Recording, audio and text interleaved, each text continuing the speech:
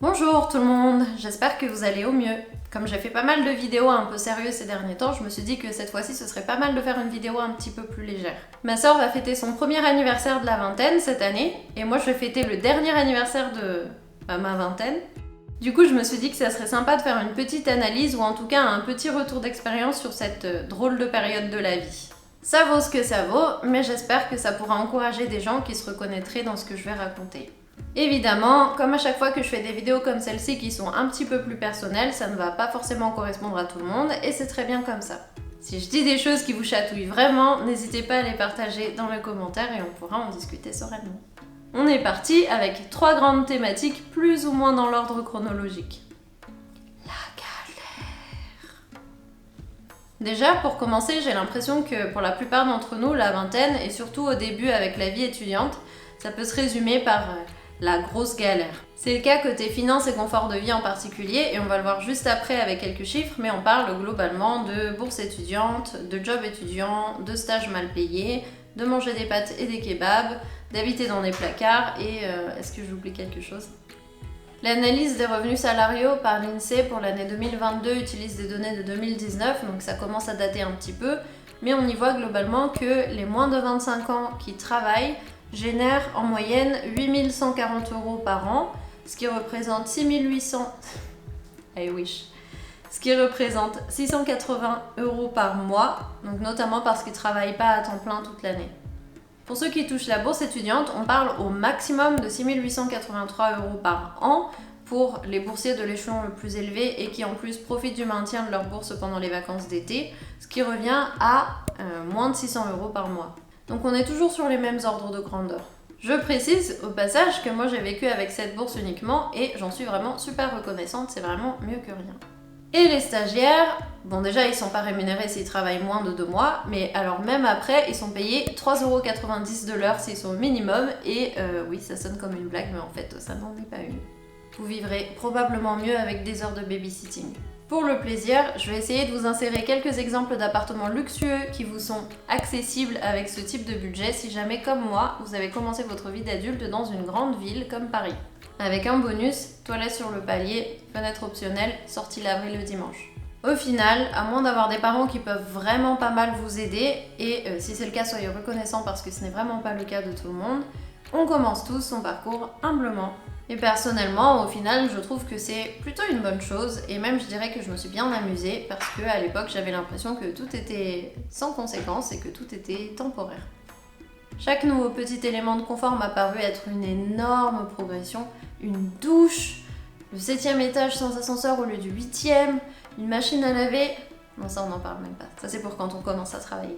Et si jamais j'arrive à en retrouver, pour info, voici les studios que j'ai connus et auxquels je repense avec tendresse.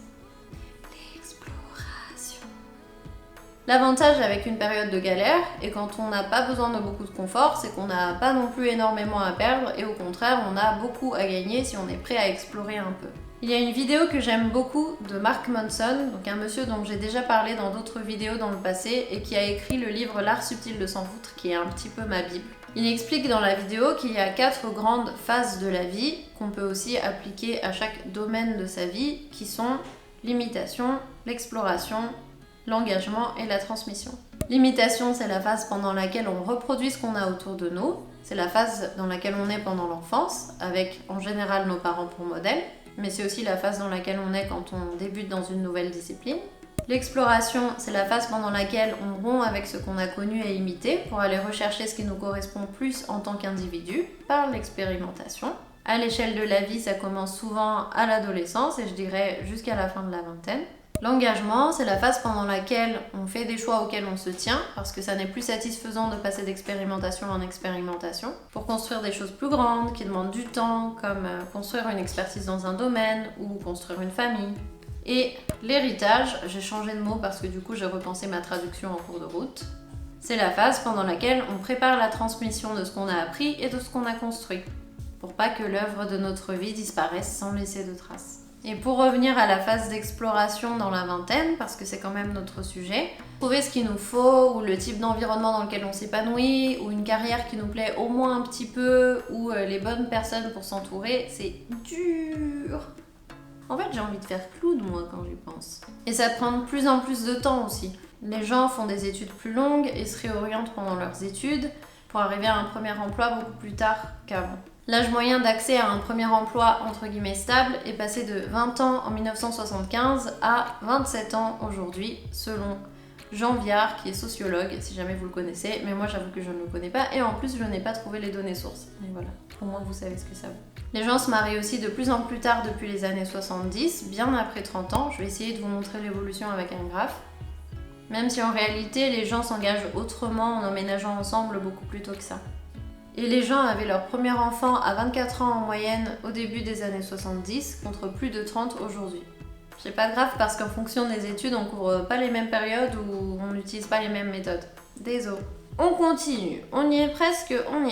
La phase d'exploration dans la vingtaine, c'est applicable à la fois aux relations et à la carrière, mais ça peut être intéressant aussi d'explorer le monde ou même juste son pays, de se rendre compte que sa culture n'est pas la seule, qu'il n'y a pas de vérité absolue, mais juste des valeurs et des coutumes différentes. Surtout quand on peut encore voyager sans le max du confort. Et je dis ça comme une vieille personne, mais je peux encore voyager sans le max du confort.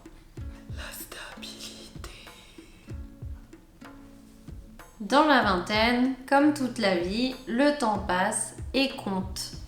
Je vais vous mettre un lien vers une conférence TED qui est donnée par Meg Jay dans la description. Elle commence à dater, mais c'est pas grave. Mais en résumé, elle fait une distinction entre l'exploration, qui elle est intentionnelle et qui permet de se construire ce qu'elle appelle du capital identité, et la procrastination, qui consiste à laisser passer le temps sans jamais choisir, jusqu'à être obligé de faire un choix par défaut. Par exemple, il y a une différence entre choisir une personne ou une carrière parce qu'on pense qu'elles peuvent vraiment nous convenir, se rendre compte que ce n'est pas le cas, et décider de se réorienter progressivement en ayant un peu plus d'informations sur soi et sur ses possibilités, et passer d'entreprise en entreprise ou de personne en personne, presque à l'aveugle, en se disant je sais que ça ne va rien donner, mais c'est pas grave, j'ai encore du temps, de toute façon je suis jeune. Et comme en parle Mark Manson, on a tendance à penser que la liberté, ça va être de garder toujours toutes les options ouvertes, de pouvoir changer d'avis à tout instant et ne jamais s'engager.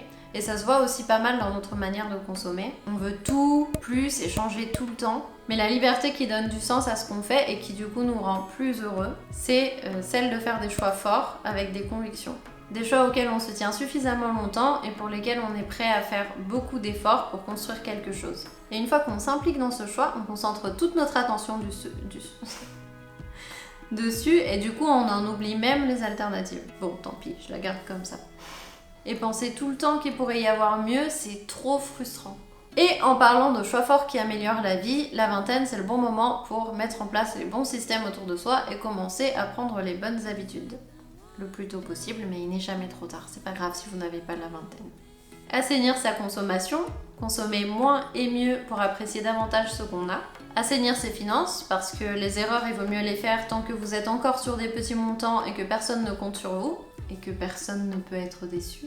Profitez jeune des intérêts composés, parce que plus vous investissez longtemps, plus la part des intérêts va augmenter par rapport à la part de l'argent que vous mettez de votre poche. Et pour ma conscience, je dirais faire du sport, mais ces derniers temps, j'ai trouvé ça très difficile, donc je n'ai de leçons à donner à personne. Pour le mot de la fin, je dirais juste que la vingtaine, c'est pas mal mouvementé, beaucoup d'émotions, on en ressort souvent assez différent de comment on est arrivé, entré dedans. Et quel que soit l'âge, je vous souhaite avec le temps d'être toujours plus serein, d'apprécier un petit peu plus votre quotidien, d'être mieux entouré et d'être très fier de ce que vous avez construit. Allez, j'arrête de baragouiner. Je vous souhaite un bon week-end. Bisous. J'étais en pyjama.